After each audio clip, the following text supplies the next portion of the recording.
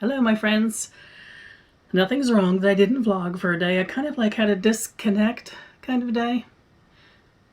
I just didn't feel like doing anything, whatever that had to do with the computer. So I read and I wrote. Oh, I took care of some of the things in the boxes in my journal. Paperwork for ourselves and for the HOA and the dinner club and church. I was very productive yesterday, actually. But I had plenty of time of reading and doing things that were strictly just for me, too. I'm celebrating today that I'm back recording. If you hear noises in the background, Ernie is running around the house with a rubber bone, playing all by himself and having a good time. So anyway, I'm back in my little meditation corner where my altar is, over here. I haven't been here since, well, before we started running the heater in the fall. Excuse that, I had hair in my eye. And because this is a small bedroom, we have a 2-bedroom house, we have our bedroom, and they have the guest bedroom, and it's relatively small. And whenever the heater comes on, this room sounds like you're inside of a jet engine. So recording here is just about impossible over the winter time. I hope it works out okay. It's not the brightest of rooms to record in, but Roger's spending a lot more time on the porch, which is a good thing. He's been a little bit down in the dumps recently. I think part of it's the fact that we had nice weather for a bit there, then it went cold again. And I think it's kind of like a delayed seasonal disorder. And it's good that he's on the porch and out in the sun rather than inside where it's dark. So I'm all for that.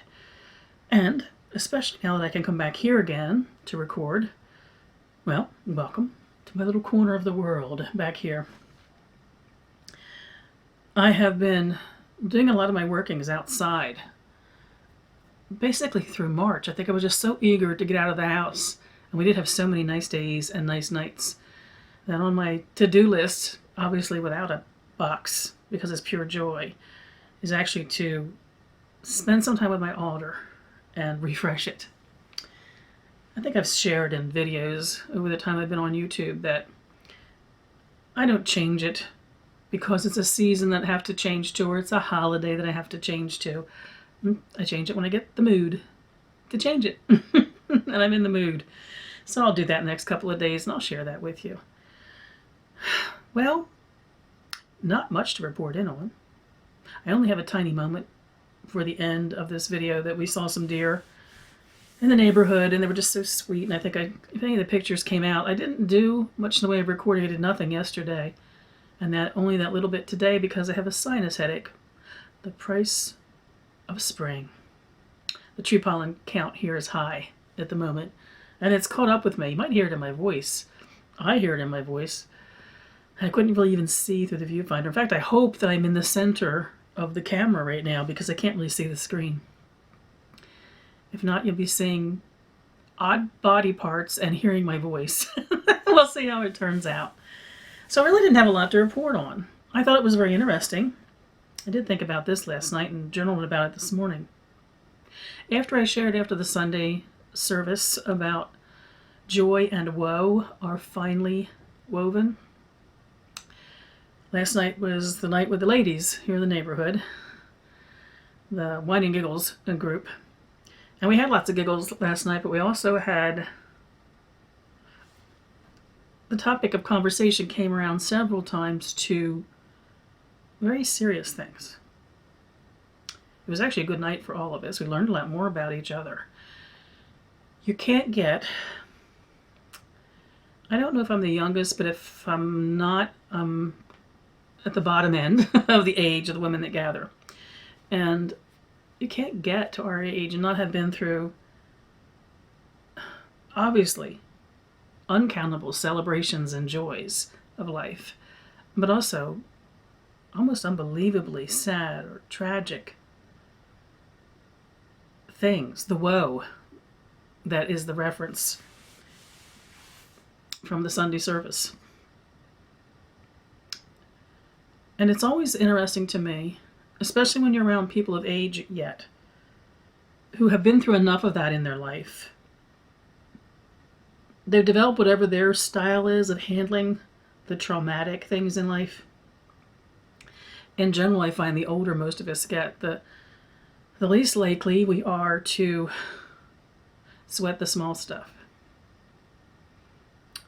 With exceptions of some people who always have and always will spend a great deal of the energy in their life sweating the small stuff.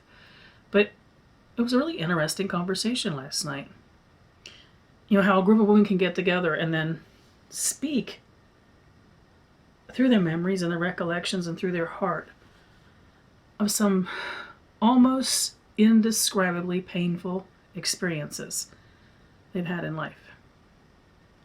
Every one of us, myself included, have had that balance of living that is the ecstasy and the agony. There used to be a sports show, the star of the agony, the ecstasy, winning, and the agony of defeat. I'm not thinking I'm remembering it right, but maybe that's why ecstasy and agony just now came to my mind. We laughed a lot too. And in fact, the woman who hosted it last night has a couple of gorgeous birds. One is an African gray, and the other's some kind of a big parroty thing that has all different kinds of colors. And she's told me what it is, and I'm not remembering right now what it is. And one of them kept pecking at its cage, and she said that's because I let her fly around the house, but I wasn't going to let her fly around while you all were here. Well, none of us that were there were concerned about it. So she let the bird out, and the bird flew off and did whatever birds do when they're flying around the house. I don't know a lot about birds. I bird sit these for her when she travels, so I'm very fond of them. And I was in the middle of a sharing of something I've not shared with a lot of people. It was about a great sadness in my life. And we're all tears coming down and kind of being with me in this moment of recollection, this very painful thing. And then the bird flew in and sat on my head. And I stopped. What was going through my head is, I really can't have this conversation with a bird on my head. I was watching the faces of the women that were around me. First, they still had the tears in their eyes from what I've been sharing, but at the same time, they're trying so hard not to giggle. Because it was a very, very serious moment, and there I sat with a bird on my head. It was great. A reminder, even in this, when we were all there with me, we were all together in this painful thing I was sharing. And then the reminder of life turns on an instant. And then there can be something that breaks the darkness, that shines a light on it, something that just is the bird on your head. And before we left last night, Sweet Pea, that was the bird, had at some point sat on every one of our heads.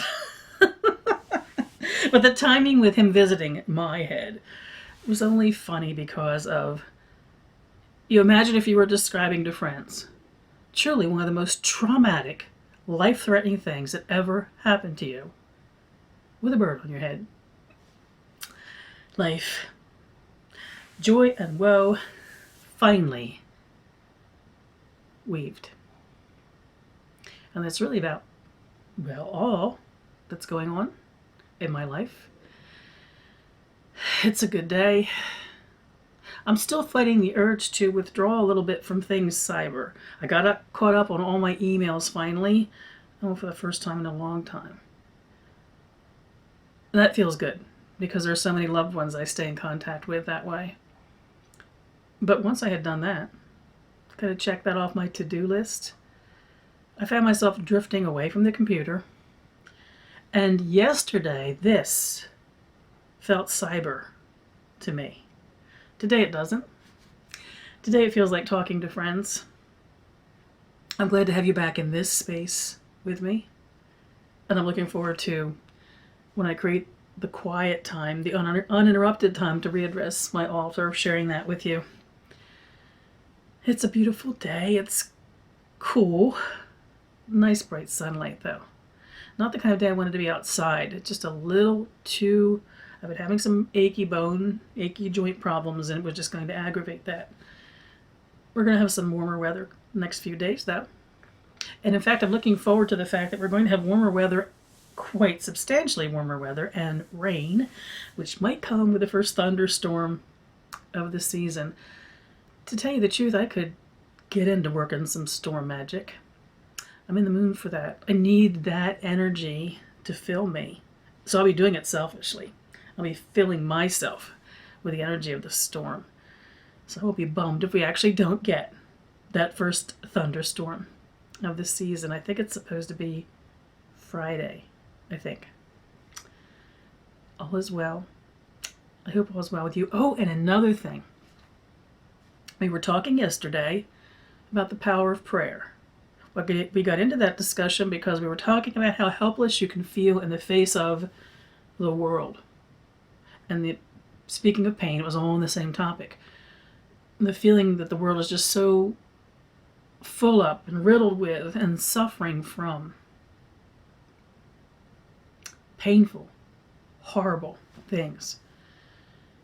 So there were 6 of us there last night, and the 6 of us each addressed that in a different way. Some of us call it prayer. I don't mind calling what I do prayer. Doesn't bother me at all. You might call it spell work. I call it working. I call it offering. And we found that the one thing we had in common is a deep belief in the power of that, no matter how we name it. In that, for instance, when the Brussels attacks happened, all of us had the instinct to pray or meditate or do a working that offered to the unknown comfort and love and empathy with Brussels, the people of Brussels, the families of those that were hurt, those who had passed on because of the attacks, and the city itself and what it must be feeling. And we all, in our very different ways, did the same thing. Because it ends up that although we come from very different backgrounds, each of us individually, we all offered our heart to the ether, knowing that there would be untold numbers of people who would be calling out for comfort, reaching out to their God, or reaching out to mystery, or just calling out in pain and needing comfort. And all of us actually reacted the same way. We went to our quiet space, whether it was going to church, going into the altar and lighting a candle for myself, in meditation for my one friend who I think is basically kind of a non-deist, praying with a group in another case. Everything was a little different. But all of us, we're offering up to something greater from our heart.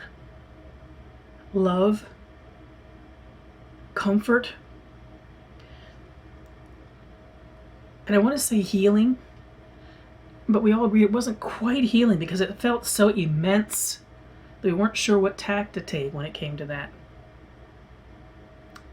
It was mostly about channeling love, offering an embrace in a way. And all of us, no matter our spiritual path, describe this same feeling of when we make that offering, we know that we add to all the similar offerings that have been made. And those who are reaching out in desperation and in fear and in grief, we've added to what's available to them in the way of spiritual, energetic comfort. So I was wondering, do you pray? Would you call it prayer? Would you name it something else? What do you do in the face of the hugeness in life, the things that just seem like you personally could not possibly make a difference? We discovered last night, we all believe in the power of prayer, or whatever we name it, as real and tangible and connecting to something which those in need connect to consciously or unconsciously. We had some pretty heavy conversations last night, didn't we? But we laughed a lot too. We told a lot of funny stories, and we sat with a bird on our head. Be well, my friends. I really would be curious to know. Do you pray? Or do you do something you might not name that, but are reaching out to and making an offering of yourself in some way to the universe or your gods that's selfless, that's in a way an act of humility, where you make an offering not knowing what's going to come of it, but still feeling you can make a difference? Or do you feel you can't? Do you struggle with that? Feeling helpless in the face of? I'd love to know your thoughts on that. Oh, it would be lovely if you did a VR of some kind. I thought about actually doing a video on this, but I'm finding right now I'm not being called to a lot in the way of topic videos. This more intimate environment of these vlogs has actually been more satisfying to me recently. But this is something I'd like to know what your thoughts are. I found all of the women's thoughts last night fascinating, to know how they handle it and what they do. And I would be equally interested in yours. So goodbye for now, my friends. I leave you speaking of the peaceful, beautiful moments in life with the friends that we spent a little bit of time watching this afternoon. It was a good day.